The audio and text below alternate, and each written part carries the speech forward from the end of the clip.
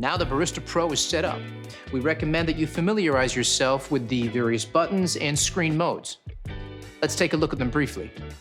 Here, you'll find the grind size selector, the power button, LCD display, the control panel with the menu, grind amount filter size, 1 cup and 2 cup buttons, and finally, the steam dial. You can adjust a range of programmable functions on your machine.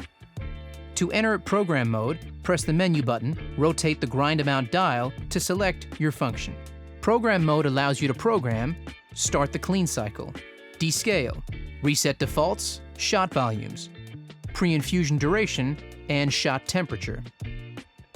Press menu to return to standby mode.